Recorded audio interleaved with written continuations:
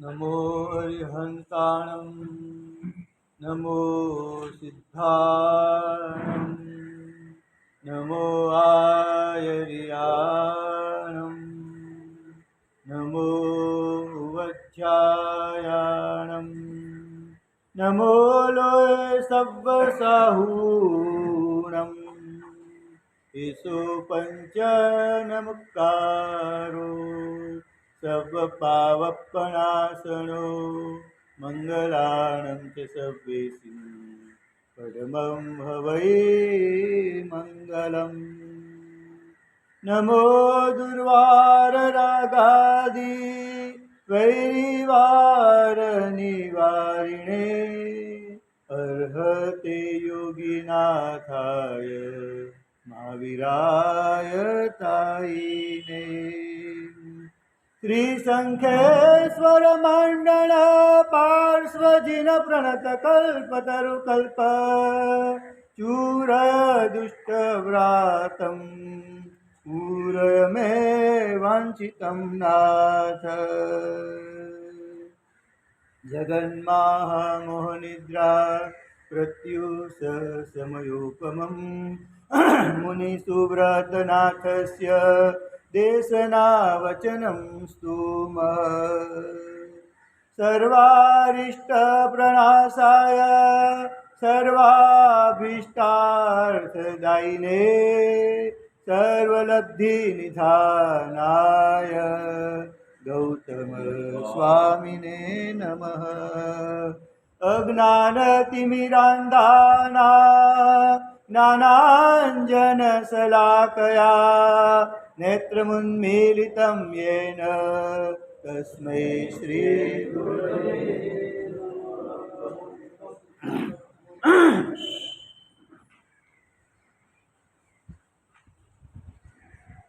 ॐ ह्रीं ॐ नमो अरिहन्ताणम् ॐ ह्रीं ॐ नमो सिद्धाणाम् ॐ ह्रीं ॐ नमो आयर्याणम् ॐ ह्रीं ॐ नमो वज्रायाणाम् ॐ ह्रीं ॐ नमो लोय सव्वसाहूणाम् एषो पञ्चनमुक्तारो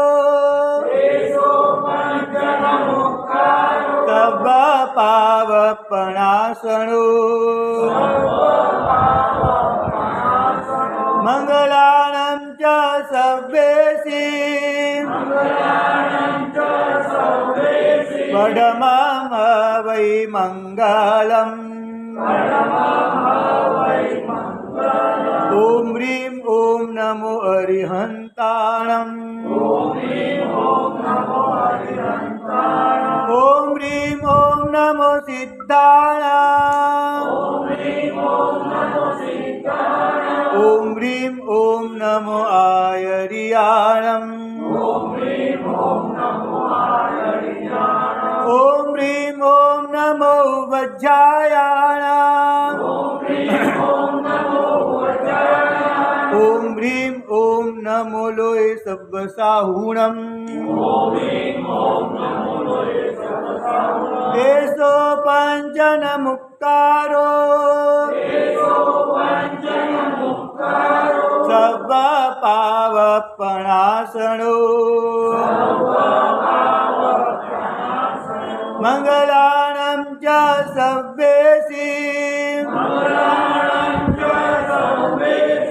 वडमं वै मङ्गलम् ॐ ह्रीं ॐ नमो अरिहन्ताणम्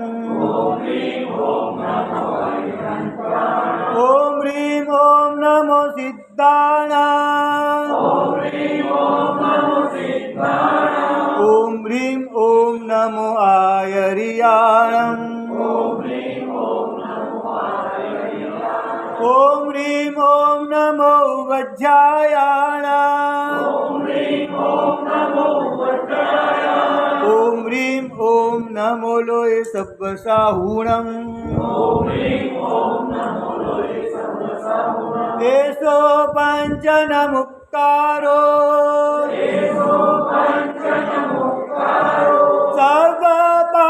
सर्वपावपणासनो मङ्गलानं च सर्वेषिं वडमं वै मङ्गलम् चत्तारि मङ्गलम् हरिहन्ता मङ्गलम् सिद्धा मङ्गलम् साहु मङ्गलम् केवली पन्नतो धम्मो मङ्गलम् चत्तारि लघुत्तमा हरिहन्ता लघुत्तमा सिद्धा लघुत्तमा साहु लघुत्तमा केवली पन्नतो धम्मो लघुत्तमो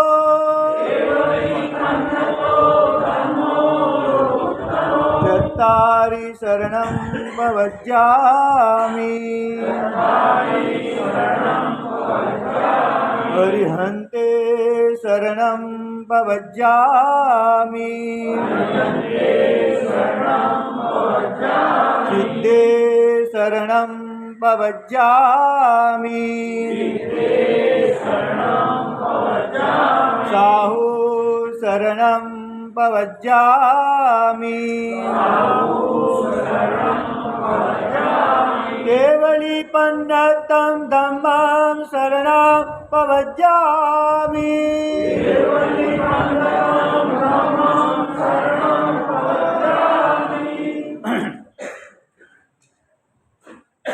આજથી 900 વર્ષે પૂર્વે રચાયેલું કલિકાળ સ્વર્ગનો ભગવાન હેમચંદ્રાચાર્ય રચિત યોગશાસ્ત્રમાં આપણે બીજો શ્લોક જોયો.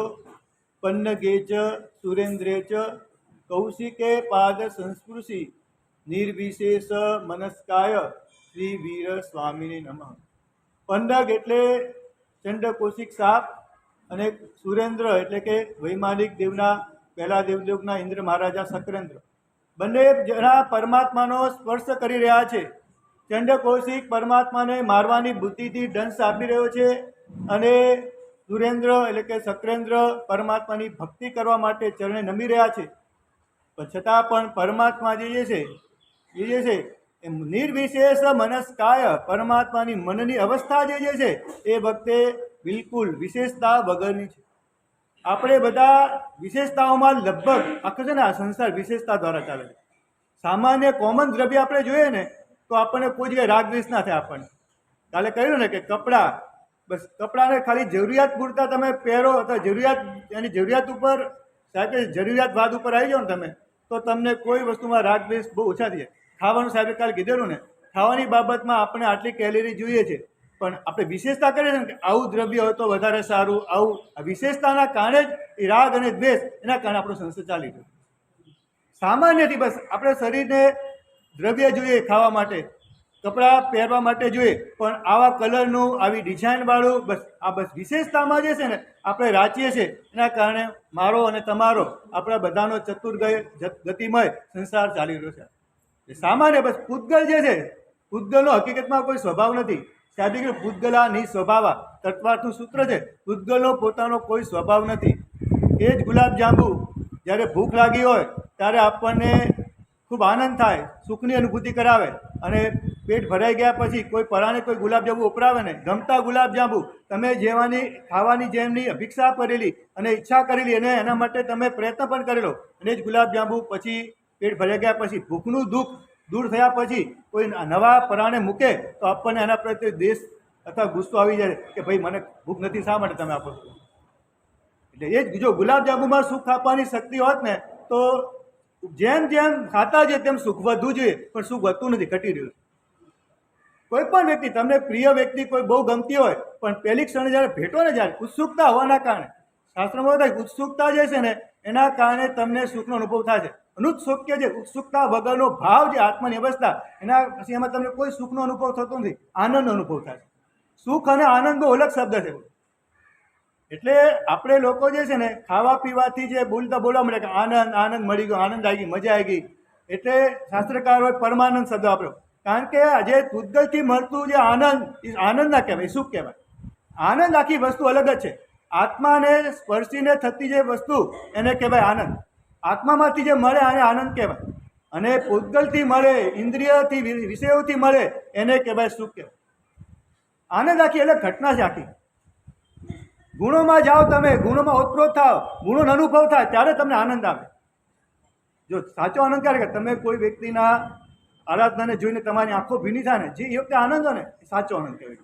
ગુણને જોઈને આનંદ થાય, કોઈની આરાધના જોઈને આનંદ થાય, એ બધો આનંદ જે અંદર મનમાં જે હર્ષનો ભાવ ઉત્પન્ન થાય છે, જે સંવેદન થાય છે જે સુખનું, એ સાચો આનંદ કહેવાય.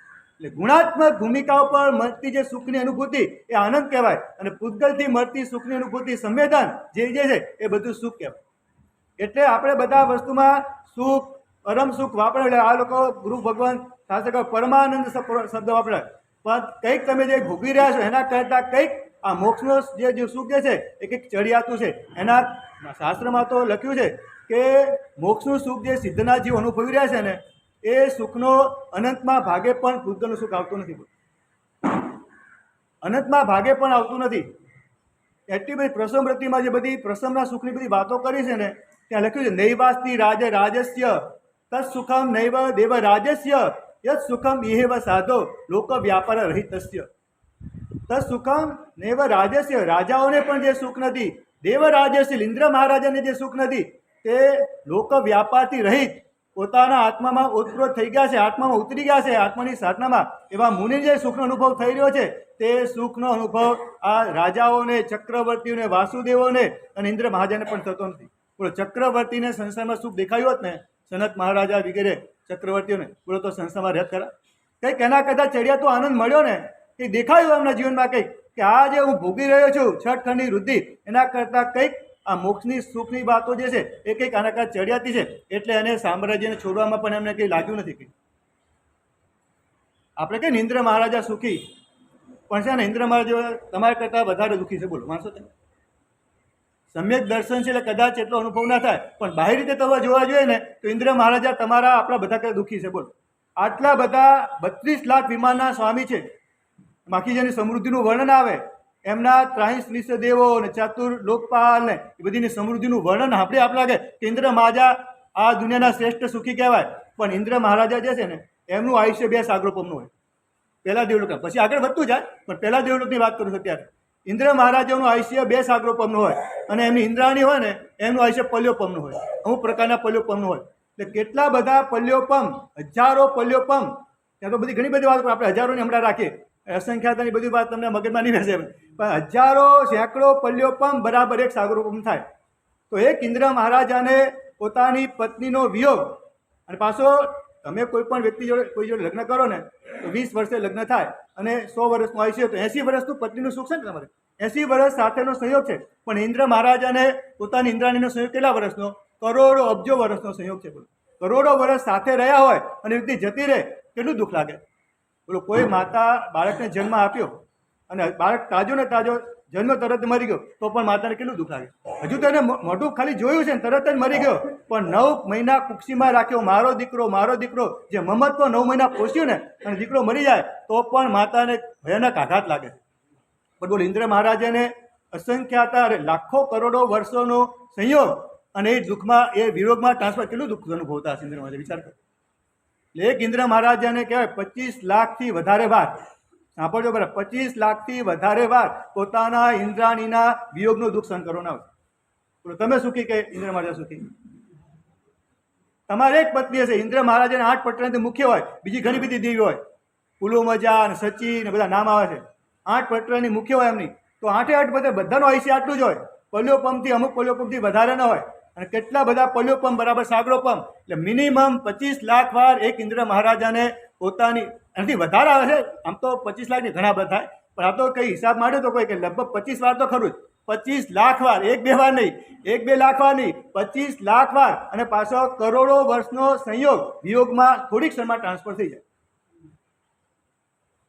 અને ઇન્દ્ર દેવોનો કેવો હોય છે ખબર છે? દેવોનો જન્મ પણ એક જે સૈયામાં જન્મ થાય અને ધીમે ધીમે ધીમે સામે દેખાતું હોય અને થોડીક ક્ષણમાં તો આખું શરીર વિઘટન થઈ જાય અને માણસ ચવી જાય. મનુષ્યમાં તો છે ડેડ બોડી 10 કલાક 25 કલાક કે તમે રાખવું તો રાખી શકો. કોઈ મોટા ફોરેનમાં તો કોઈ મરી જાય તો અઠવાડિયા સુધી રાખતા હોય છે. પણ દેવોમાં તમે ડેડ થઈ ગયું માણસનું, પછી બોડી જે છે લગભગ અંતરથી વધારે રહી શકતી નથી, વિખેરે જાય આખા પૂતગલો બધા. બોલો, એક દેખતામાં જ ઇન્દ્રાણી સામે શરીર વિખેરી જાય, શરીર પણ ના દેખાય અમે. બોલો, કેટલો દુઃખ સહન કરવાનું થાય એમ. મનુષ્યની બોડી તો અમુક કલાકો વર્ષોથી ટકી શકે. ઇજિપ્તમાં પિરામિડોમાં બધું બરાબર છે, એને પિરામિડોમાં બધા હજારો વર્ષના મમ્મીઓ મળે છે આપણને બધા. પણ દેવનું શરીર જે છે ને લગભગ અંતર્મૂર્તિ જ વાત છે મને ખ્યાલ છે સુધી. અંતર્મૂર્ત તો વિખેરાઈ જાય આખું શરીર. બોડી કઈ ભૂતગલ પણ દેખવા ના મળે કે આ જગ્યાએ વ્યક્તિ હાજર હતો, બધું વિખેરાઈ જાય. જેમ અગ્નિ સંસ્કાર થાય ને બધું વિખેરાઈ જાય, ખાલી રખ્યા રહે. ત્યાં તો રખ્યા નથી વધતી ગઈ, શૈલી ક્યાં રાખ પણ વધતી નથી ત્યાં કરે તો. બોલો, આવા ઇન્દ્ર મહારાજાને બોલો કેટલું દુઃખ સહન કરવાનું આવે. આપણે કે ઇન્દ્ર મહારાજા સુખી સુખી, દેવો સુખી, કોઈ સુખ નથી ભાઈ ક્યાં. એટલે દેવની ગતિ પણ માગવા જેવી તો નથી. મળે ખરી, પુણ્ય કરીએ, આરાધના કરીએ, દેવનું સુખ મળે, પણ દેવનું સુખ માગવા જેવું નથી. કારણ કે દેવના સુખ નહીં, પણ દેવના જીવન પણ સુખ તો નથી. કારણ કે એમને પણ સેવન આવતું જ હશે. ગમે એટલું સુખ અનુભવ્યા પછી પણ 33 સાગરોપોનું આયુષ્ય પૂરું થાય છેલ્લે એમને પણ નીચે માતાની કુક્ષીમાં 9 મહિના ઊંધા મસ્તક લટકવાનું આવે છે. આ આટલું ભૌતિક સુખ છોડીને પણ એ લોકોને ત્યાંથી જવું તો પડે છે. દેવો પણ સુખી નથી, એટલે ક્યારે પણ દેવનો ભાવ માગવાનો નહીં કોઈ દિવસ. એટલે આપણે પ્રાર્થના શું કરી? 8 વર્ષની કુમળી વયમાં સંયમ લેવું, સ્વામી કને આદિ વ્યાધિને બધું છોડી અને મોક્ષમાં પ્રભુ તારી પાસે ક્યારે પહોંચવું, એ મજાની પ્રાર્થના આપણે કરવામાં છે. પણ દેવના સુખની વાત કરવામાં આવી નથી. ધર્મનું ફળ બતાવ્યું છે કે સ્વર્ગ અપવર્ગ જો સૌખ્યમ, સ્વર્ગ અને અપવર્ગના સૌખ્ય અપાડો ધર્મ જે છે.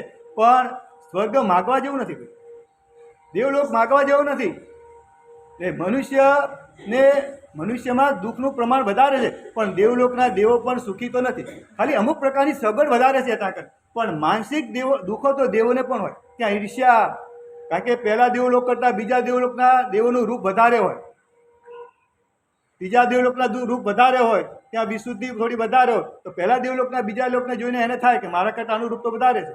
ત્યાં પણ આની જોડે 5 દેવીઓ, મારી જોડે એક જ દેવી છે, મને એક જ દેવી બોલે છે, આને 5 દેવી બોલે છે. ત્યાં ઈર્ષાનું પણ સુખ છે, દુઃખ છે બિચારાને. દેવો પણ સુખી તો નથી જ ભાઈ. દેવગતિને પણ જન્મ માગવા જેવો નથી.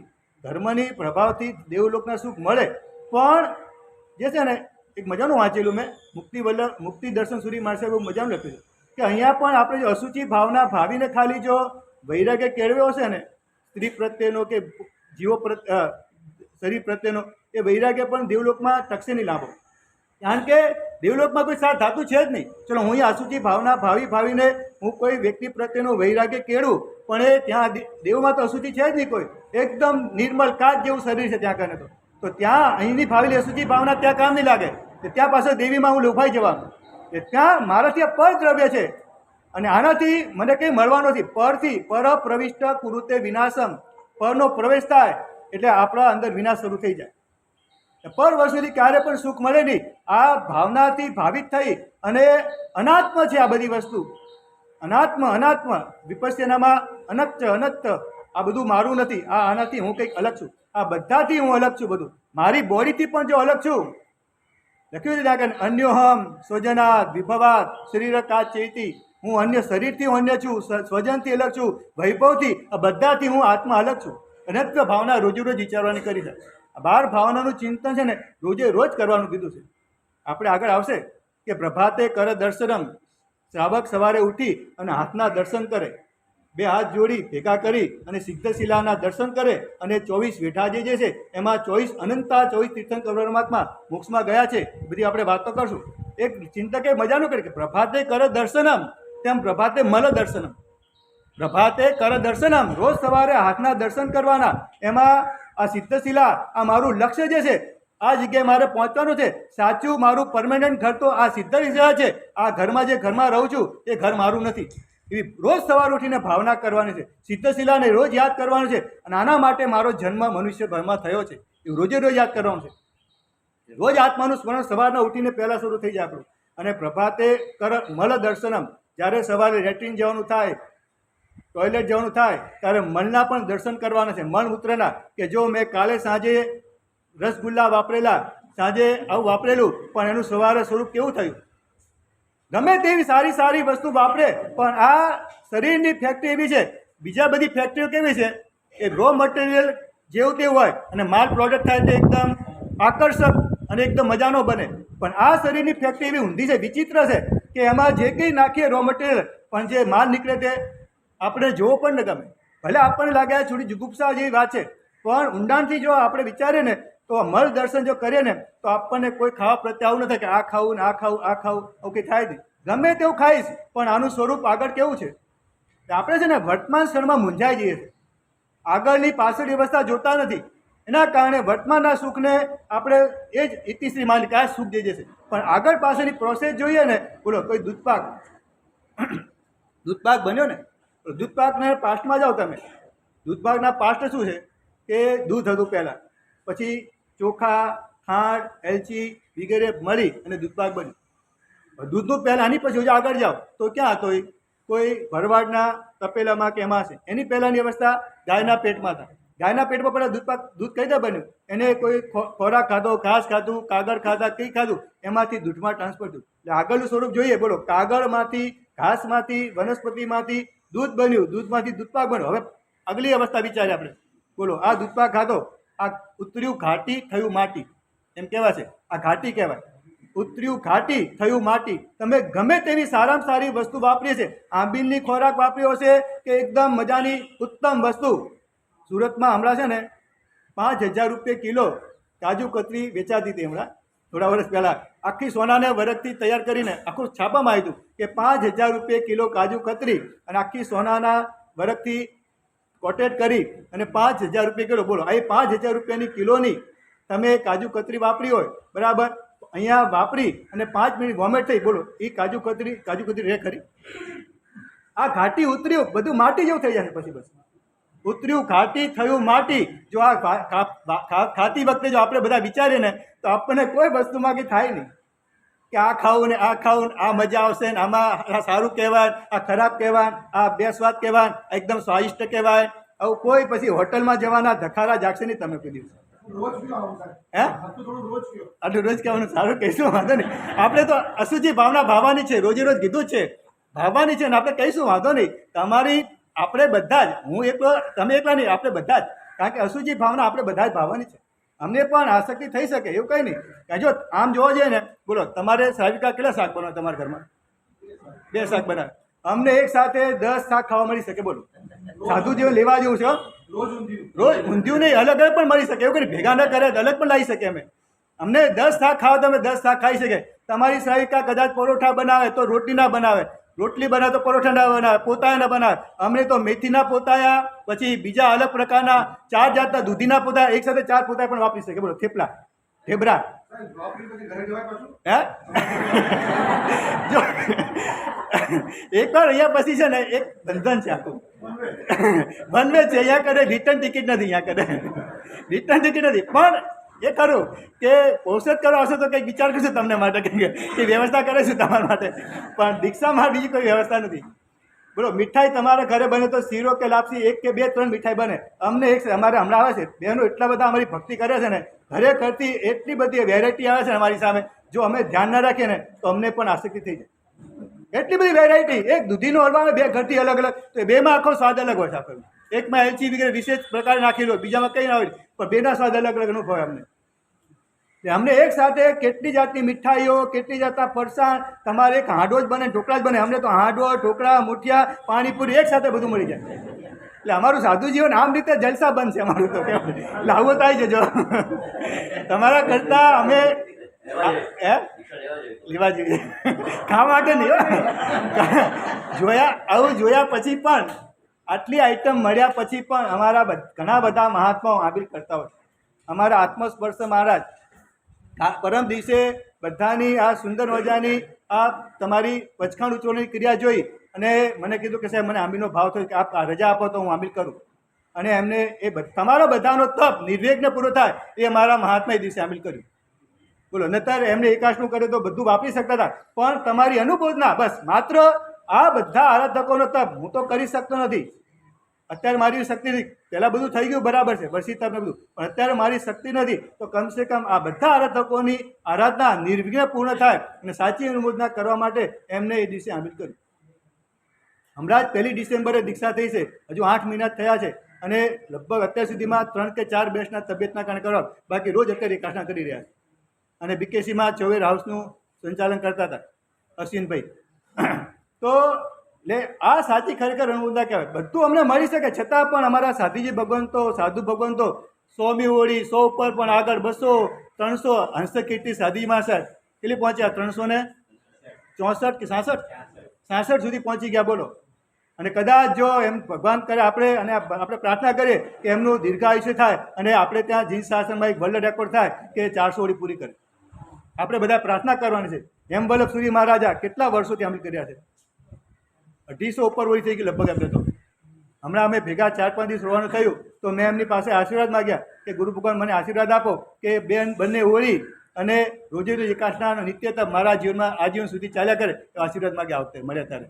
એવું સાહેબ એકાસના થાય છે પણ ટૂંકવાર વિહાર કે થોડું કંઈ શરદી થાય આવું થાય તો તરત બેસના ઉપર છૂટા પર આવી જશે. અમે તો આપણે તો કેટલા 26-27 વર્ષથી કન્ટિન્યુ આંબીનો તપ ચાલે છે. આપણા જીવનમાં પણ બધું આવતું હશે બીમારી બધું થતું હશે. આપ તો રોજ ગિરનારની યાત્રા કરો અને છતાં પણ આપ આંબીનો તપ એક દિવસ પણ મૂકતા નથી. અને એમાં આંબીનો તપ એટલે કેવો અમારી જેમ નહીં આપણી જેમ નહીં કે પછી ઢોસા અને ઇડલી ને સંભાર ને પાણીપુરી આવો આંબીનો તપ નથી. આમના પાછું બાવાઓના ત્યાં જવાનું લુખ્ખી રોટલી લાવવાની અને પછી ત્યાં જે કંઈ થોડું ઘણું મળે એમ 2-3 વસ્તુ 3-4 વસ્તુ નિર્દોષના આગ્રહી પાછા અમે સાથે રહ્યા છે. ઘણી ગિરનારમાં પણ સાથે રહ્યા છે. હમણાં પણ સાથે રહ્યા. 2-2:30 વાગે પછી વાપરવાનું. ઘણી વાર કોઈ મળવા માટે આવ્યો શાસનના કામ હોય 2:30 વાગે બોલો કેવું થાય 2:30 વાગ્યાથી પડી રહે વસ્તુ. રોટલી કેવી કે જાડી રોટલી હોય અને પછી પડી રહે કેવી થઈ જાય ચબ્બર થઈ જાય. તમે ચાવી પણ ન શકો બરાબર. અને ગુરુ ભગવાન અત્યારે 28 વર્ષથી કન્ટિન્યુ આંબીલ કર્યા છે. મેં કીધું આપ તપસ્વી ગુરુ ભગવાન છો મને આશીર્વાદ આપો કે 2 ઓળી 9 પદની અને આ આજીવન એકાસના અમારા નિત્ય ચાલ્યા કરે એવા આશીર્વાદ આપો. આ તપસ્વી મહાત્માનો સિદ્ધિ તપના તપસ્વીઓને જ્યારે પણ લાગે કે આજે બરાબર નથી લાગતું બસ આવા હેમવલ્લભ સુરી મહારાજા આવા કુમુદચંદ્ર સુરી મહારાજા એમનું મનથી એકદમ સ્મરણ કરશો ને એટલે તમને લાગશે કે શક્તિનો સંચાર થઈ રહ્યો છે અને આ અસાધના દૂર થઈ રહી છે. મનમાં કંઈ જે નબળા વિચાર હટી ગયા અને પાછા આરાધનાના ભાવમાં જોડાઈ ગયા એવું તમને અનુભવ થશે. તમને કે તપસ્વી મહાત્મા જે છે ને એમની ઓરા ખૂબ કામ કરતી હોય છે. આપણે ભલે દૂર રહેલા હોય તો પણ જેટલા આત્માની વિશુદ્ધિ થાય એટલી એનું ઓરા સર્કલ લાંબુ ચાલતું હોય છે. અત્યારે ભક્તિ યોગાચાર્ય ગુરુ ભગવાન જે છે અમારા એ ગુરુ ભગવાનનું ઓરા સર્કલ એટલું બધું મજબૂત છે પાવરફુલ છે કે લોકો દૂર બેઠા પણ એમની ઓરાને ઝીલી અને પવિત્ર થઈ રહ્યા છે. દૂરની નજીક નહીં આવતો એમનો ફોટો જોઈને પણ કેટલા લોકોને પ્રસન્નતાની પ્રાપ્તિ થઈ રહી છે. અત્યારે ઘણા બધા સાધકો અમને આવી કહી જાય કે સાહેબ જ્યારે પણ અમારા જીવનમાં મૂંઝવણ આવે છે જ્યારે પણ અમે ડિપ્રેશનમાં આવીએ છીએ ત્યારે ગુરુ ભગવાનનો હસતો ફોટો જોઈએ છે ને ક્યાંથી આપણે ઉર્જા મળીએ ખબર નથી પડતી. મારું ડિપ્રેશન દૂર થઈ જાય છે. ફોટો પણ આટલું કામ કરી શકે ભાઈ. એટલે જેમ જેમ આત્મા પવિત્ર થતો જાય તેમ તેમ એના વચન બોલ્યા વગર પણ એની પવિત્રતા જે છે એમનામાં નિર્મળતા જે છે એ કામ કર્યા કરે. એટલે આપણે સિદ્ધ પરમાત્મા જે છે ને પરમ સક્રિય કીધા છે એટલા માટે કીધું. એમ અક્રિય એમ ઈચ્છાપૂર્વક કોઈ કાર્ય નથી કરતા, પણ સિદ્ધ પરમાત્મા સંપૂર્ણ વિશુદ્ધ થઈ ગયા છે. ભલે એથી 7 રાહ જેટલા અંતર દૂર હોય પણ છતાં સતત એમની ઓરા જે છે એ સતત શુદ્ધિકરણનું કાર્ય કીધું હતું ને વચ્ચે કે ઉપર ખેંચવાનું કામ કરી રહેશે, સતત ગ્રેસ આપવા પૂર્વક ઉપર જીવને ખેંચવાનું કામ જે થઈ રહ્યું છે, જે કંઈ જીવ ઊંચો જઈ રહ્યો છે, ઉર્ધ્વ ગતિમાં જે ઉર્ધ્વશીલ ભાવ મળી રહ્યો છે એનો, એ બધું સિદ્ધ પરમાત્માનું કાર્ય છે. સિદ્ધ પરમાત્મા સતત શુદ્ધિકરણનું કાર્ય કરી રહ્યા છે. આપણે લોકો શું કર્યું, સિદ્ધ થયા એટલે નિષ્ક્રિય થઈ ગયા, એ કરે નહીં, આપણા પરમાત્મા કરે નહીં. આ વચ્ચેના કાળમાં જે આખો વાત ચાલ્યો ને એના કારણે આપણે લોકો દેવ દેવોપચારો વધારે ગયા. હકીકતમાં પરમાત્માની શક્તિ જે છે એનાથી જ કામ થાય. અને પેલું કે પરમાત્માથી જે ન થાય તે બીજાથી કોઈથી ન થાય.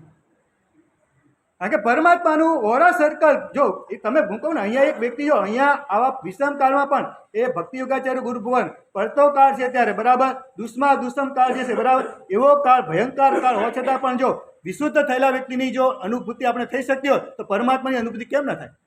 અને જો બહુ પુણ્યશ્રી માણસે બહુ મજાની વાત લખી છે ભજનકરી માણસે કે જો કોઈ વ્યક્તિ બંધનમાં હોય વધારે કામ કરી શકે કે મુક્ત વ્યક્તિ કામ વધારે કરી શકે.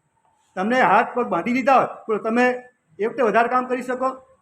તમારા પગમાં કંઈ બેડી હોય કે અથવા પગમાં પાટા વગેરે હોય અથવા કંઈ પેલું લગાવેલું હોય પેલું તમે વધારે કામ કરી શકો કે મુક્ત થઈ વધારે કામ કરી શકો.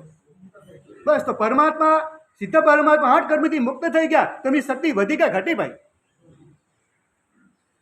એ તીર્થંકર પરમાત્મા 4 કર્મ ઘાતી ખપાવ્યા અને પરોપકારનું કામ કરતા હતા તો સિદ્ધજીમાં જે અટકી જાય ખરું થોડું. એ પરોપકારનું કાર્ય આકાલ મેટે પરાર્થ બેસીને આ વિશેષણ પરમાત્માનું રોજે રોજ વિચારવાનું. પરમાત્મા ભલે અત્યાર સુધીમાં અનંત 24 તીર્થંકર પરમાત્મા મોક્ષમાં વધારી ગયા છે પણ છતાં પણ એ 24 અનંતથી 24 જે છે આપણું શુદ્ધિકરણનું કાર્ય એક ક્ષણ માટે પણ વિસરતા નથી. બસ આ શ્રદ્ધા સાથે જ પરમાત્માની ભક્તિ કરવાની. બહુ મજાનું વાંચ્યું હતું કે જ્યારે તમે કોઈ પણ આરાધના કરો ને, વ્યક્તિગત જ્યારે આરાધના કરો ત્યારે આ આરાધના મારે કરવાની છે, હું કરીશ જ, આવી ભાવના રાખવાની. એવા ભાવ સાથે પુરુષાર્થ કરવાનો. અને દેરાસરમાં જાઓ ત્યારે પરમાત્મા જ બધું કરી રહ્યા છે એ ભાવથી ભક્તિ કરવાની.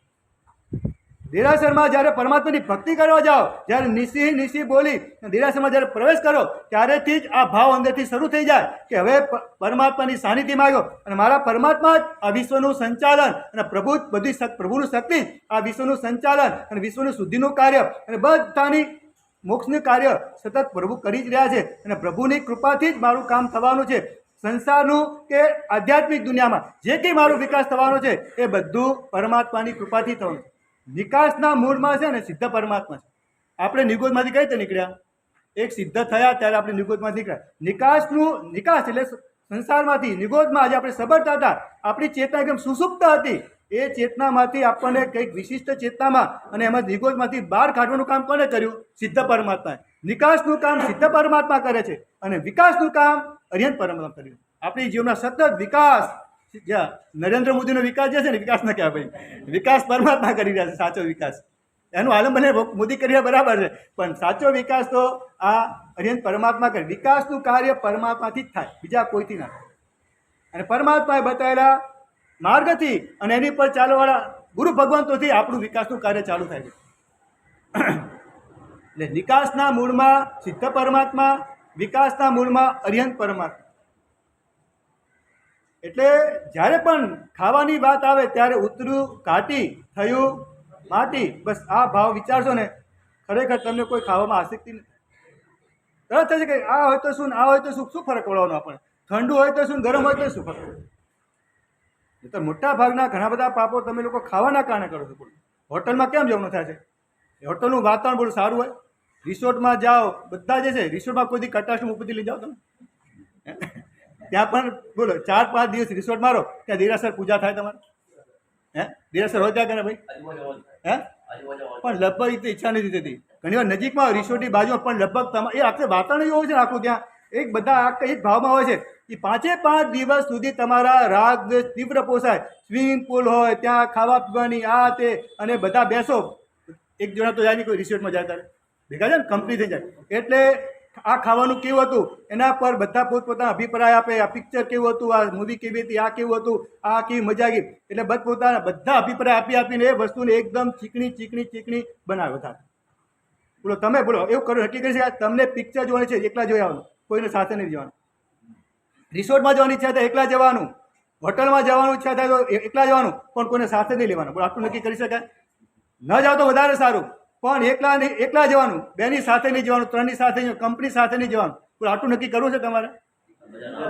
મજા ના આવે, બસ મજા ના આવે, બસ કંટાળો આવે, એટલે બસ તકલીફ. પણ ભેગા જાવ તકલીફ શું થશે શરૂ તમારી? બસ પછી જે કંઈ કર્યું એની પાછળ પછી અનુમોદના, મજા, ફોટા, અને પછી તમે બધા સેલ્ફી લો બધી તે જગ્યાઓની, અને પછી બધાને મોકલો. એટલે બીજા બધાને પણ થાય કે આ જગ્યાએ ફરવા જેવું છે, આ જગ્યાએ જવા જેવું છે. એ બીજાને મુક્ત પ્રેરણા તમે આપો છો. ડાયરેક્ટ નથી આપતા, ઇનડાયરેક્ટ બીજાને તે ભાવોની ઉત્પત્તિ કરાવો. જેમ પાપ ન કરવું ને એ આપણી ફરજ છે ને, એમ પાપના ભાવનું દાન કરવું ને એ પણ ભયંકર પાપ. પાપની પ્રેરણા આપો છો આ રીતે તમે. બોલો એટલું નક્કી કરી શકાય? ચલો કીધું તો એકલા જાઓ તો બહુ સારું, પણ કદાચ 2-3 ગયા જે કંઈ ફોટા ન પાડતો વધારે સારું. કારણ કે ફોટા પાડે તમે વારંવાર જોશો એટલે અનુમોદના. પાપ તો એ તારીખે કર્યું હતું, પણ જેટલી વાર જોશો એટલી વાર જોઈને અનુમોદના કરશો એટલે પાપ તમારું ચીકણું થઈ જશે, નિકાચિત બનતું જશે. નિકાચિત કર્મ જે છે ત્યાં લખ્યું છે ગ્રંથમાં, અકરણીય. પછી એમાં કોઈ અપવર્તના કરણ, બીજા જે કરણ છે કે 8 કરણ લાગે છે ને, નિકાચિત કર્મ કોઈ કરણ લાગતા નથી. પાછળ ભોગવું જ પડે તમારે. વિચારજો કે કોઈ પણ વસ્તુમાં ખાવા પીવા ગયા, રિસોર્ટમાં ગયા, ફરવા ગયા, પણ એ ગયા પછી જો વારંવાર ફોટા જોઈને અનુમોદના કરીને એવું નિકાચિત કર્મ બંધાઈ જશે ને કે પછી તમે અઠ્ઠમ કરશો ને તો પણ તમારે એ કર્મ ભોગવવું પડશે. નિકાચિત કર્મ જ્યારે હૃદય થાય ને ત્યારે ધ્યાનમાં રાખવાનું. પાછું લગભગ પાપાનું બંધી એ પાપ જ બનતું હોય છે લગભગ. અને એ કર્ણના ઉદયમાં પણ પાછા લગભગ તમને શુભ ભાવ કોઈ આવે જ નહીં. લગભગ જ્યારે એકદમ રાચી માચીને કોઈ પાપ કરો ને ત્યારે લગભગ એના ઉદયમાં શુભ ભાવ આવવાની સંભાવના બહુ ઓછી છે. એટલે જ્યારે કોઈ પણ વસ્તુ ખાતા પીતા અને ખાઈને પીધા પછી એના ફોટા વગેરે પાડીને બીજાને મોકલશો નહીં, અને એને વારંવાર જોઈને અનુમોદના કરો. એટલે ફોટા તો પાડવાનું બંધ કરી દો કમસે કમ. ફરવાનું બંધ કરી નહીં શકો તમે, પણ ફોટા પાડવાનું તો કમસે કમ બંધ કરી દો.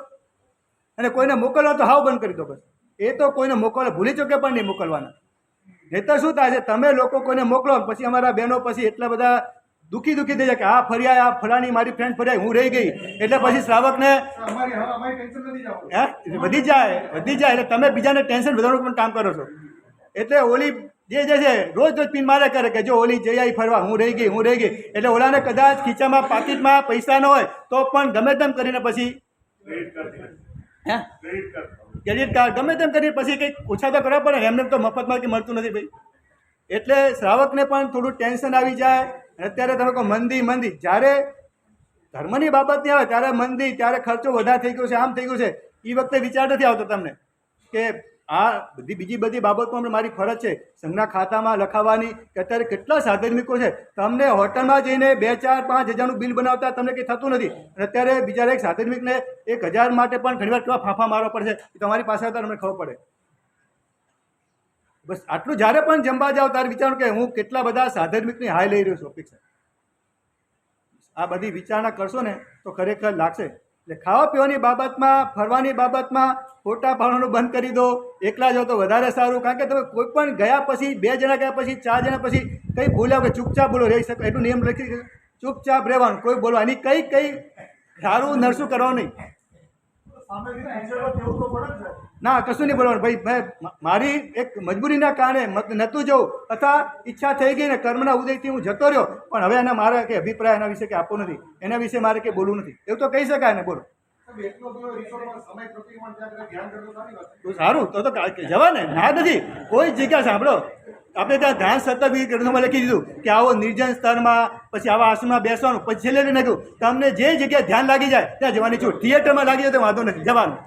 તમને થિયેટરમાં પણ ધ્યાન લાગતું હોય તો થિયેટર એકાંત, આપણે આસવા તે પરિસવા તે આસવા, એકાંતે કોઈનો નિષેધ કર્યો નહીં. જ્યાં તમારા રાગ દ્વેષ ઓછા થાય, જે જગ્યાએ તમને ધ્યાન લાગી જાય તે બધી જગ્યાએ તમારા માટે સારી. દેરાસરમાં ગયા પછી અશુભ ભાવ થતા હોય તો તમારે સાવધાન રહેવાનું, બંધ નહીં કર્યું. ઘણા ભાગ્યશાળી એવા માથાના કે સાહેબજી દેરાસરમાં અશુભ ભાવ આવતા હતા ને એટલે દેરાસર જવાનું બંધ કરી દીધું, પૂજા કરવાનું બંધ કરી. ભાઈ તો કંઈ આંગળીમાં કંઈ ગુમડું થાય તો આંગળી કાપી ન નખાય, એને ઉપાય કરવાનો ન થાય ને. પણ દેરાસર જવાનું બંધ કરી દો તો કઈ થાય? નિમિત્તો ક્યારે મળશે તમને? બહાર જઈને કે અશુભ ભાવ નથી આવતા થોડું છે, ધીરજમાં ધ્યાન રાખવાનું, પણ એના કારણે બંધ ના કરી દેવા. ઘણા બધા ઊંધા મગજના હોય છે કે જ્યાં સારી જગ્યા સાહેબ અશુભ વિચાર આવે તો કેટલું બધું કરવું મન થાય કે હું નથી જોતો દેરાસર. આવા ઘણા બધા ભાગ્યશ્વરો મળેલા છે અમને આવા કે સાહેબ દેરાસરમાં જઈને અશુભ ભાવ આવે, ખરાબ ભાવ આવે, કોઈ બહેનોને જોઈને અમને કંઈ આવો ભાવ આવી જાય છે, આવા બધા ઘણા બધા કહેવા આવે છે. પણ અમે અમને કહીએ, સમજાવીએ, ભાઈ શુભ નિમિત્તને તમે બંધ ના કરી દો. કયા આલમથી તમે પછી તરશો ભાઈ?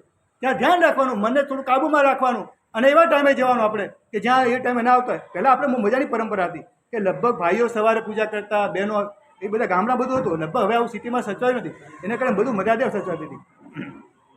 અમારો અંતરનાથ, અમારો અંતરનાથ, અમારો અંતરનાથ, અમારો અંતરનાથ, અમારો અંતરનાથ, અમારો અંતરનાથ, અમારો અંતરનાથ, અમારો અંતરનાથ, અમારો અંતરનાથ, વજ્રસાસના દેવકી.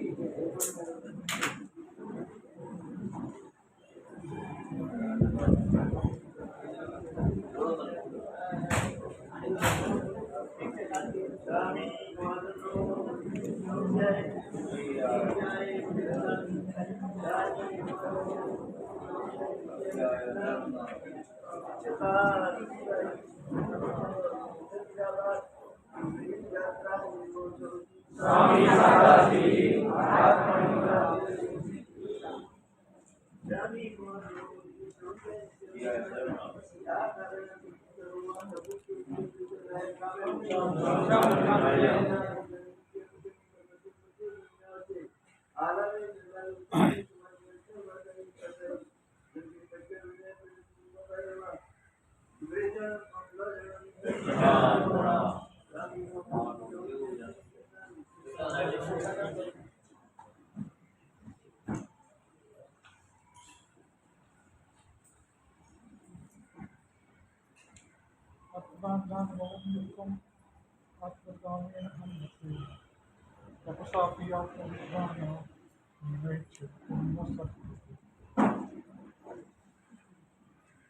સમ્યક દર્શનના 5 લક્ષણ.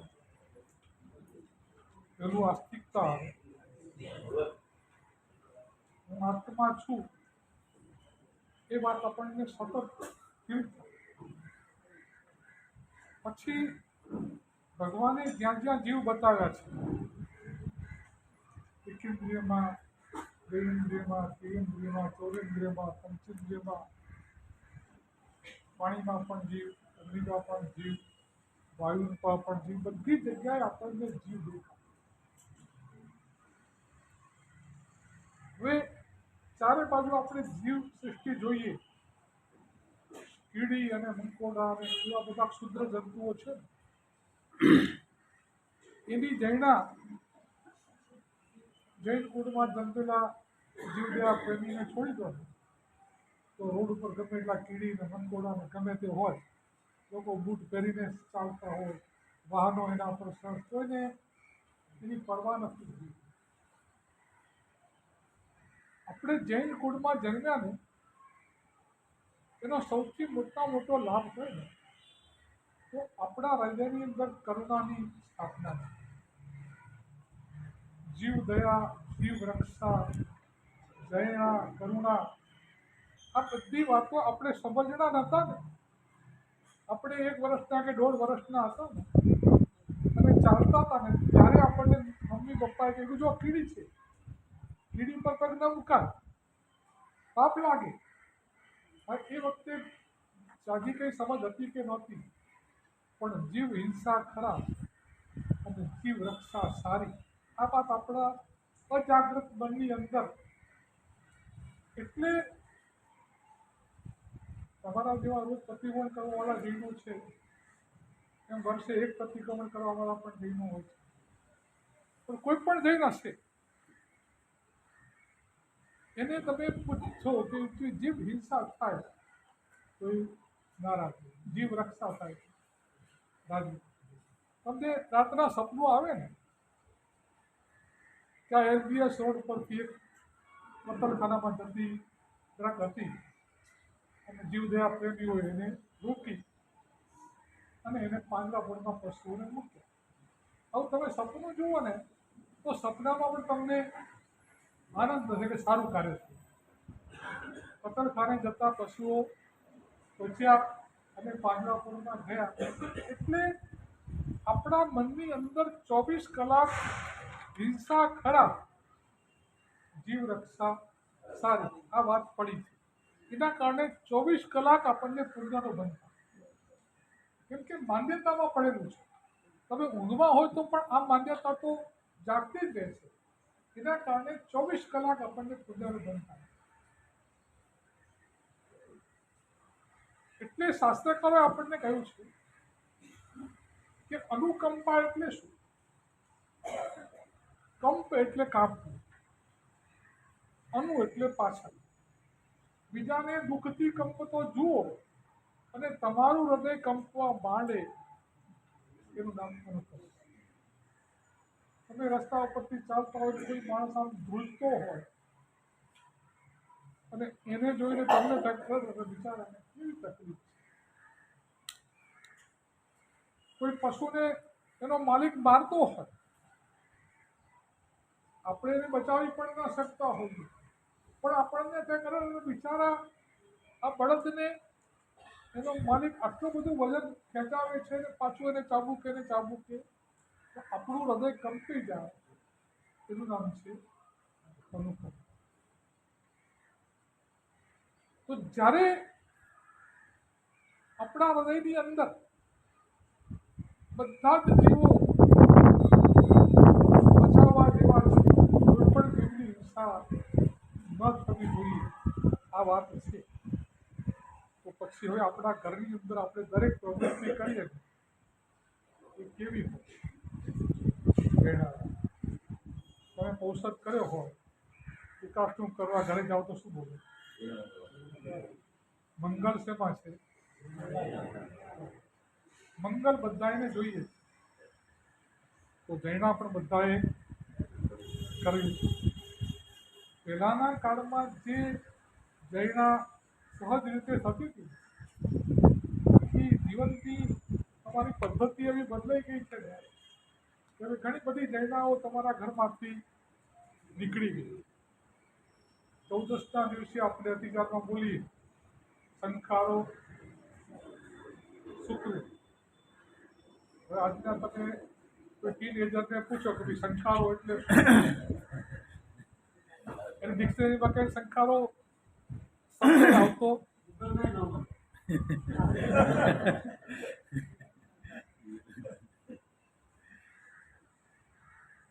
એ અધિકાર ભણે તો જ આવે, બાકી હવે આ શબ્દ. તો પહેલાના કાળમાં આપણે કૂવાથી પાણી લાવે લોકો, સવારે પાણી ઘડે.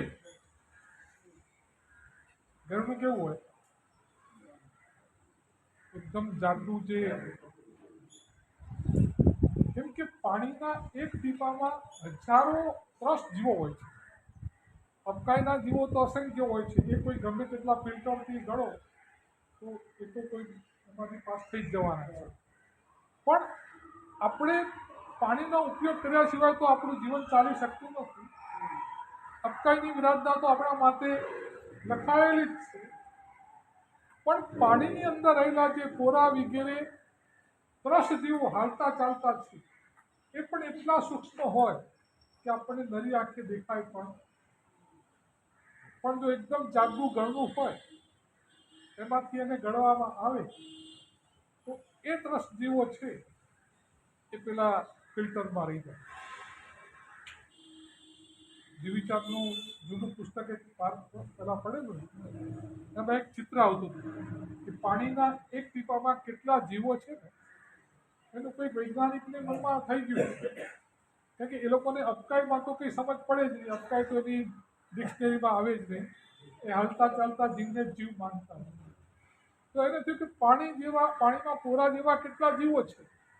એટલે કાચની એક સ્લાઇડ ઉપર એક પાણીનું ટીપું મૂક્યું, એના ઉપર એને મોટું મેગ્નિફાઈંગ ગ્લાસ સૂક્ષ્મદર્શક કાચ લગાવ્યો, તો એને આમ હજારો જંતુઓ અંદર હલતા ચાલતા કે એને થયું મારે આજે આની ગણતરી કરવી છે. ભલે હવાથી હાથ થાય, પેન્સિલ લઈને ટીક ટીક કરતો કરતો સાત સુધીમાં એને એક પીપામાં 36,000 હા આટલા જીવો એને ગણ્યા. હવે એક પીપામાં જો આટલા હોય તો એક બાલદીમાં કેટલા થાય? તમારે કેલ્ક્યુલેટરમાં આ બધા ફિગર આવવા. તો આ જીવોને બચાવવા માટે આપણા શાસ્ત્રકારોએ કહ્યું કે એને સારા ગણનાથી ગણો. હવે એ ગણનામાં જે જીવો આવ્યા એને આપણે સંખારો કે જીવાણી કહીએ. તો જે કૂવામાંથી જે તળાવમાંથી એ પાણી લાવ્યું હોય એમાં એ સંખારાને પૃથ્વી દેવામાં આવે તો એ જીવો એનું આયુષ્ય હોય ત્યાં સુધી જીવે. હવે તમારા નળ આવી ગયા, હવે આ સંખારો ગરડાઈ નીકળી ગયા, હવે ફિલ્ટર આવી ગયા. ફિલ્ટર એ ક્યારે બદલાય? કામ પડી જાય પછી જ્યારે નવું આવે ત્યારે બદલાય, ત્યાં સુધી તો કાણાવાળું એ. એટલે રૂડું ગરણું ના કીધું, સંખારો સૂકવ્યો. આ અધિકાર લગભગ તમને રોજ લાગે છે.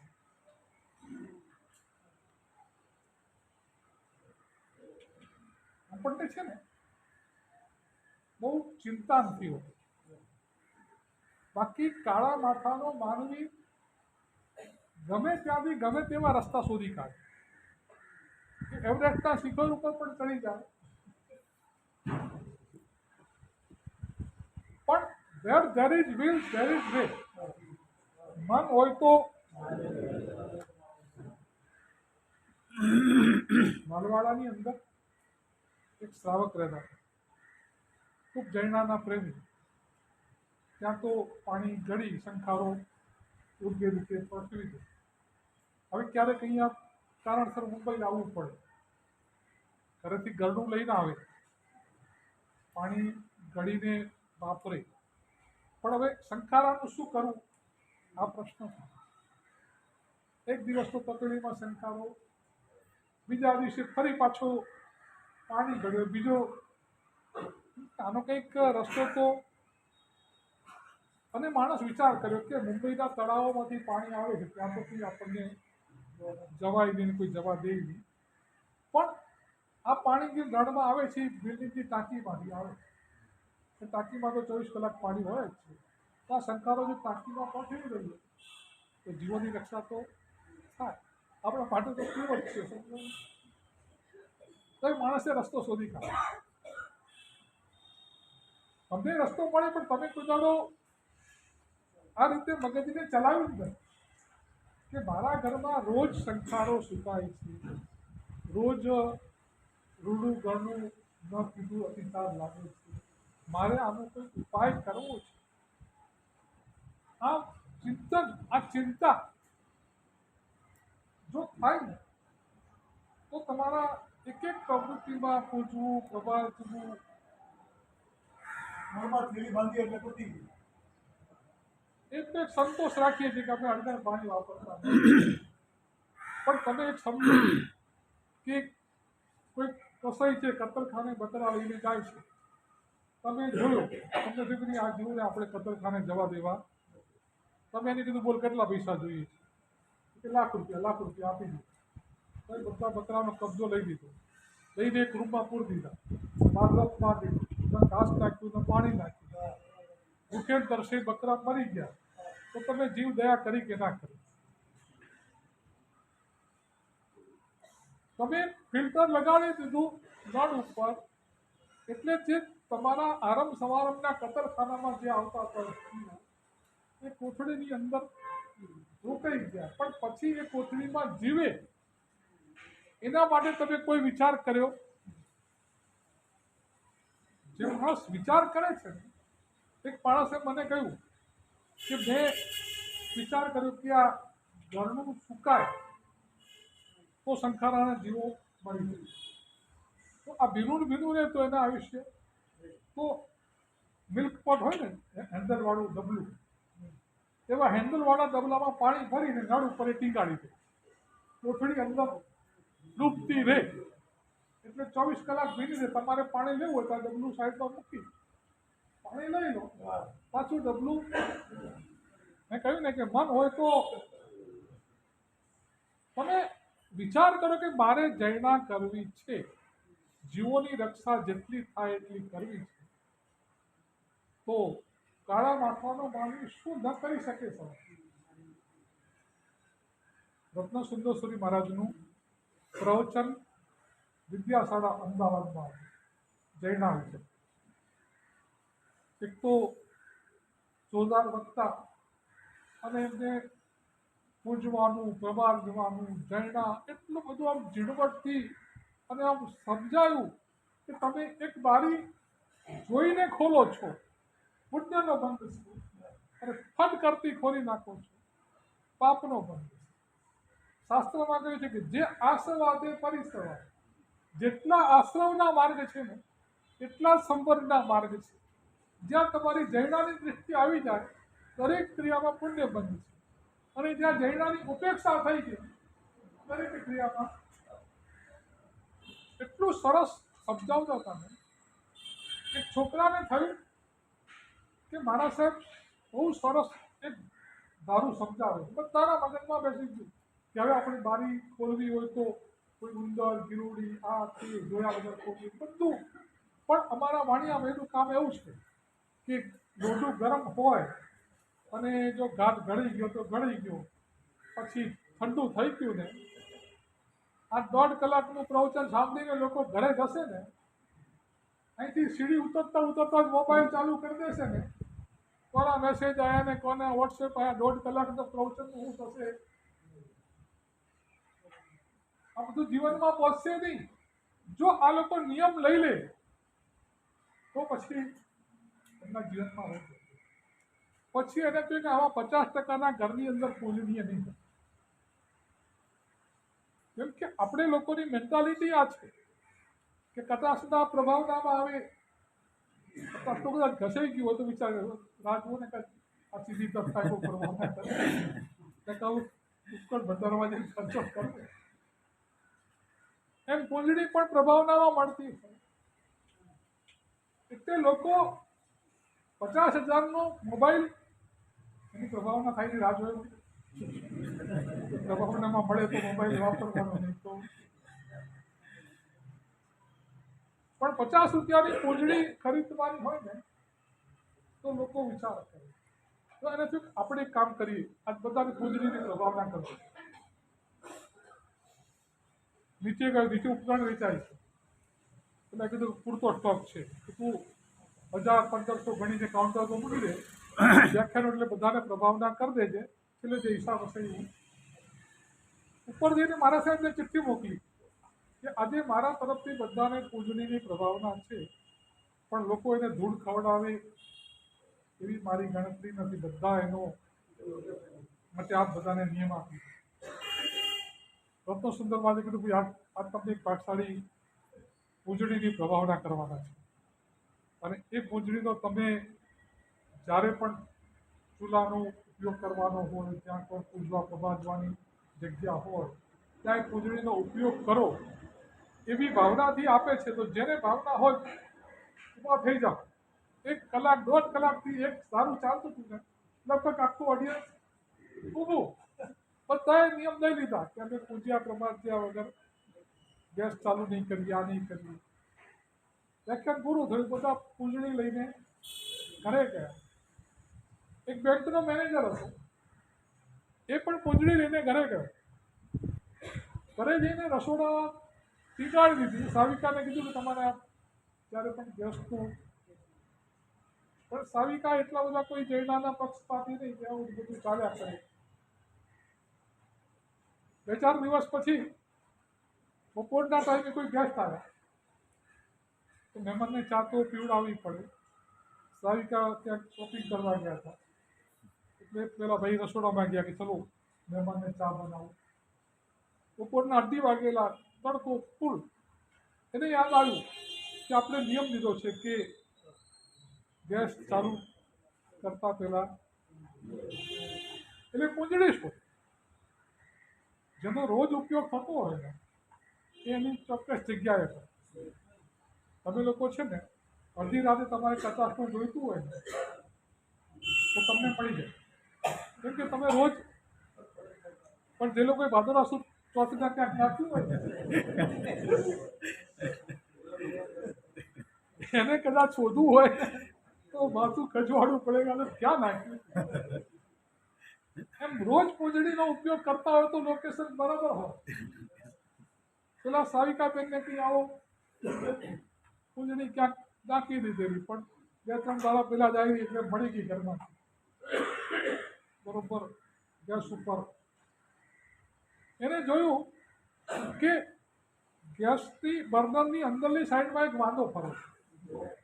હવે ઉપર તમે ગમેલી પૂંજડી ફેરવો વાંદાને તો કંઈ કાંક આને કાઢ્યા વગર તો એટલે આખું બર્નર ખોલી નાખ્યું અને બહાર ઓટલા ઉપર જઈને થપકાર્યું.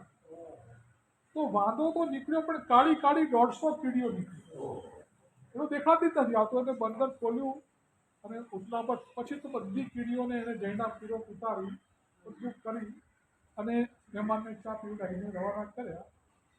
પણ એના મનમાં એમ થયું કે જ્યાં ચૂલો છે ક્યારેક દૂધ ઉભરાય, ક્યારેક દાળ ઉભરાય, ચીકાશ મીઠાશ.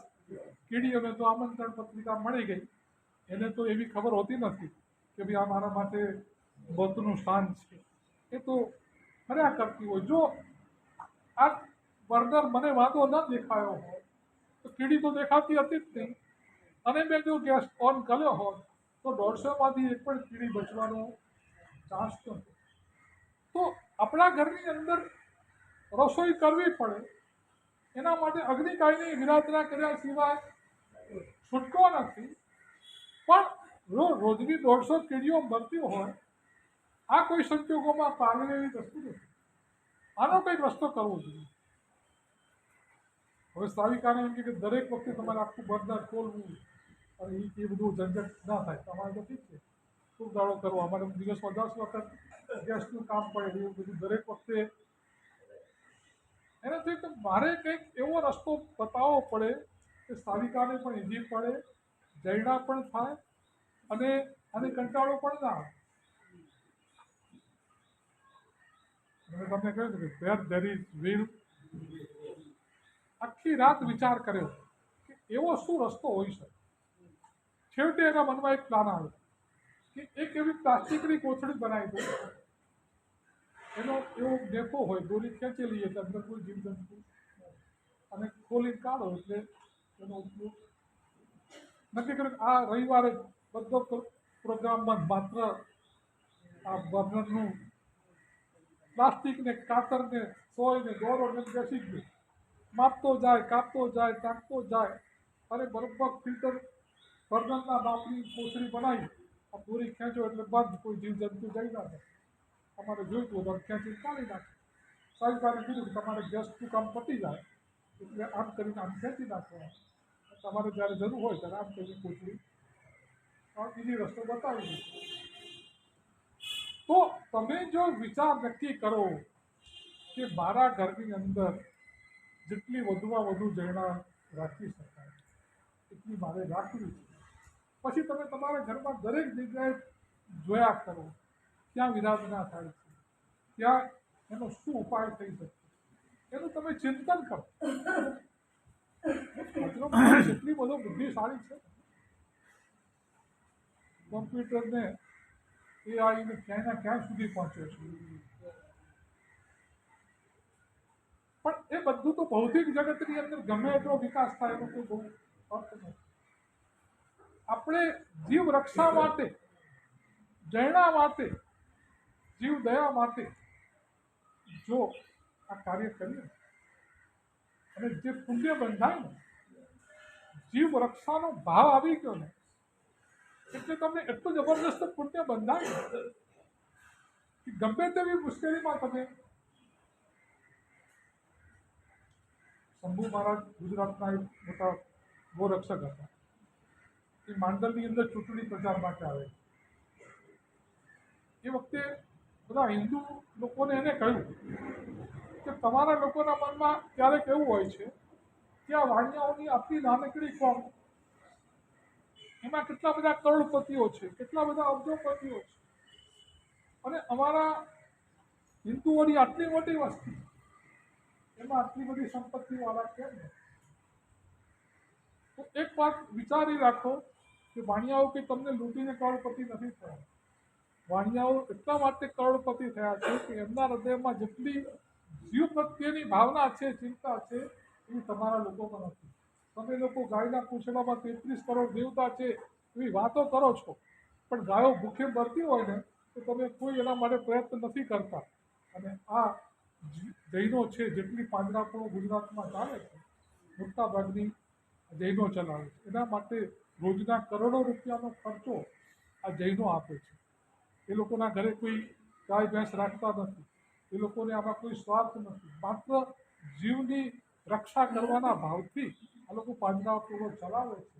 એનું જે પુણ્ય છે એના કારણે આ બધા કરોડપતિ છે.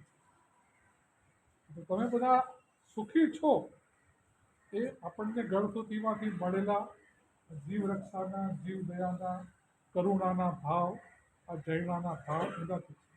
તો આપણે હવે નજર ઘરમાં જઈને નજર કરજો કે ઘરમાં ક્યાં ક્યાં જૈના થઈ શકે એવી છે અને ક્યાં ક્યાં આપણે વધારે જૈના કરી શકીએ છીએ. બધું જીવોની રક્ષા કેમ થાય, આ ભાવ આવશે ને એને લગતું તમે ચિંતન ચાલુ કરશો એટલે તમારું પુણ્યનું મીટર ચાલ્યા કરશે. તો અનુકંપા એ સભ્યત્વનું બીજું લક્ષણ છે. ધીમે ધીમે આપણે આગળ બધા ગુરુ ભગવંતે જૈનાની સૂક્ષ્મ વાતો કરી, પણ હવે એટલું નક્કી કરીએ કે જેનાથી બહુ વિરાટ ના થાય. સ્વિમિંગ પુલ વગેરે રિસોર્ટમાં જ્યાં ત્યાં ફરવા જવું. ગુરુ ભગવાન જ્યાં સુધી ઘાટ ઉપરમાં સાંઘાણી સુમાં બિરાજમાન છે ત્યાં સુધી ચોમાસા દરમિયાન કોઈ જગ્યાએ બહાર જઈને જેનાથી વધારે વિરાટ ના થાય એવું કોઈ કાર્ય ન કરવું. આવો નિયમ લઈ લો ને તો ગુરુ ભગવાનનું આજનું પ્રવચન સફળ કહેવાય. આ 4 મહિના સુધી મારે કોઈ જગ્યાએ બહાર ફરવા જવું નથી. ગુરુ ભગવાને તો એક જૈનાની કેટલી સૂક્ષ્મ વાતો કરી કે આપણા ઘરમાં વારંવાર જૈના થવી જોઈએ, પણ સામે ચાલીને તમે વિરાટ ન થાય એવા કોઈ કાર્ય ન થાય. એ કમસે કમ નિયમ લેશો તો અમને બધાને આનંદ થશે કે 4 મહિના સુધી મારે કોઈ જગ્યાએ બહાર ફરવા જવું નહીં. દિવાળી વેકેશન ભલે આવતું હોય પણ એ દિવસોમાં આપણે કંઈક અનુષ્ઠાન કરાવીશું. દેશાવકાશી કે એવું કંઈક કરાવીએ, 5 દિવસની કંઈક મજાનું અનુષ્ઠાન કરાવીએ. 5 દિવસ દેશાવકાશી કરીએ, સવાર સાંજ પ્રતિક્રમણ, અને સામયિકમાં બધા ગુરુ ભગવાન તો વારાફરતી તમને સમજાયા કરે. 5 દિવસ આપણે મજાના ઉજવશું, કંઈક વિચારશું કંઈક. પણ વેકેશનમાં કોઈ ફરવાનો પ્રોગ્રામ અત્યારથી નક્કી ના કરતા, ટિકિટ કોઈ બુક કંઈ કરાવતા નહીં. પણ આ જૈનાની વાતો સાંભળીને મોટી વિરાટ ન થાય એની કાળજી રાખજો. વોટર પાર્ક ને આ બધા જે છે એટલા બધા વિરાટના શિવમસ્તુ સર્વ જગત પરહિત નિરતા ભવન્તુ ભૂતગણા દોષા પ્રયાન્તુ નાશા સર્વત્ર સુખી ભવતુ લોકઃ. વિશ્વમાં રહેલા સર્વ જીવો સુખી થાઓ, સમતા ભાવને પ્રાપ્ત કરો, સમાધિને પ્રાપ્ત કરો, પાપ કર્મથી મુક્ત થાઓ, સકલ સંગનું મંગલ અને કલ્યાણ થાઓ, સિદ્ધિ તપ વગેરે ચાતુર્માસિક આરાધનાઓ નિર્વિઘ્ને સુખ સાતાપૂર્વક પૂર્ણ થાય ભાવના સાથે 12 નોકા.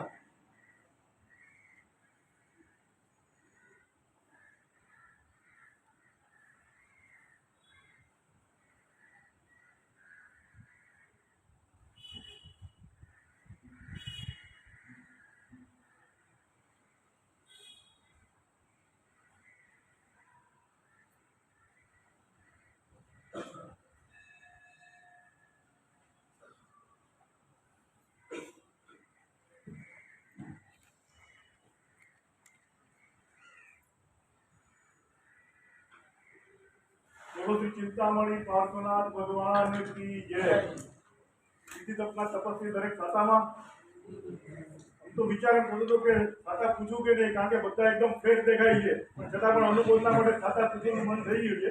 અને શનિવારથી આપણા સિદ્ધિ તપની શુભ શરૂઆત થઈ ગઈ. આપ દરેક તપસ્વીઓ સિદ્ધિ તપની નામમાં સવાર થઈ ગયા છે. જે હજી પણ કોઈ બાકી હોય સાહેબને આજે જે લોકાસનું પચકાર ન લીધું હોય તો સાહેબને મળી શકે છે અને એમાં જોઈન્ટ થવું તો થઈ શકે છે. આપ દરેક જે સ્થિતિ તપ કરી રહ્યા છે એમને પોતાની નાવનું સુતાર બે સમર્થ સુકાનના હાથમાં મૂકેલું છે. એક ચિંતામણી પાસના દાદા છે કે તમારી નાવને ડૂબવા નહીં દે અને બીજા મુનિચંદ્ર સુરી દાદા છે કે તમારા નાવને ચોક્કસ પાંચમ સુધી ભાદરવા સુદ પાંચમ સુધી તમને સ્થિતિ તપની લાસ્ટ બારી સુધી પહોંચાડી દેશે એવી ચોક્કસ ખાતરી છે. ફક્ત તમારે નાવમાં બેસી રહેવાનું છે. ગમે એટલું તોફાન આવે કે ગમે, કારણ કે નાવને લાંબી મંડળ છે એટલે પહોંચતા થોડાક તો સ્ટોપ લેવા પડશે. જ્યારે તમે જો ઉતરી ગયા તો તમે ગયા, બાકી તમે ચોક્કસ પાર પડશો એવી ખૂબ પાક્કી ખાતરી છે. અને દરેક સ્થિતિતપના તમારી ખાતામાં સાથે સાથે સ્થિતિતપના બેટના એનું 45,000 રૂપિયા નકરો રાખેલ છે. ઘણા બધા નામ આવે છે, થોડાક જ નામ બાકી છે, એમને લખાવો એ લખાવી શકે.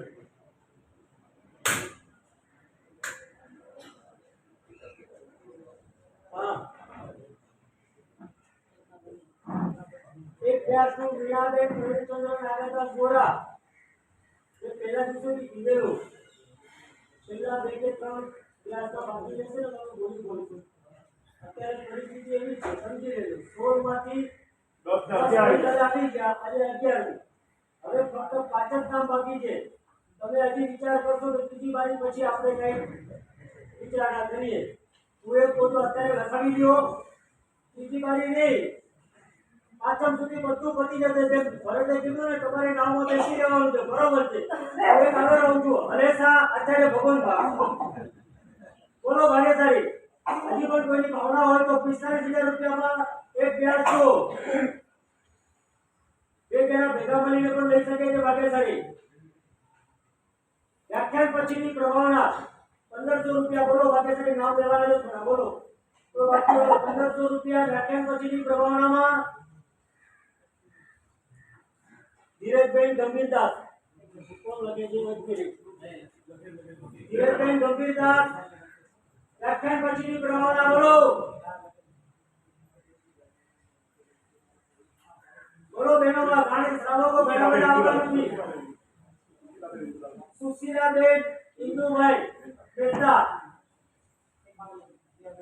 જયાબેન હસમુખરાય શાહ ટાણાવાલા. બોલો ભાગ્યશાળી.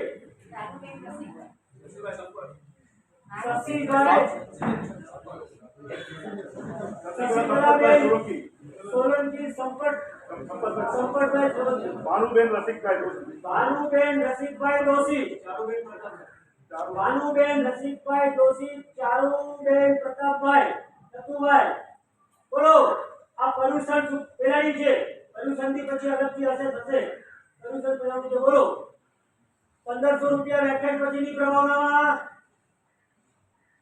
ચાલો પૂરું. જામી ગવાનો જામી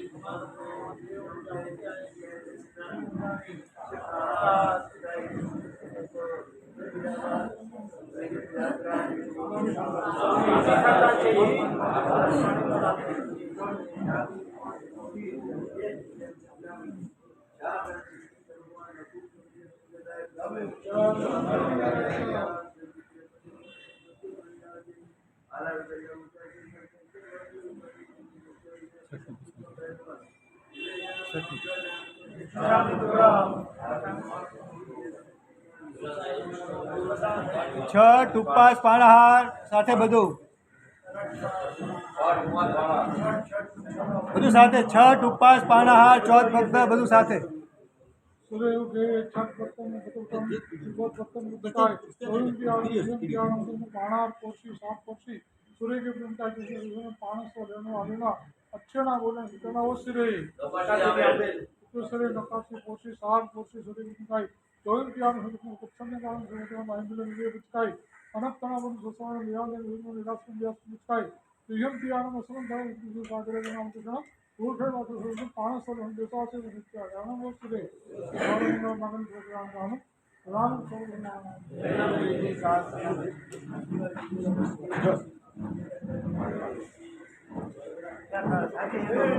જય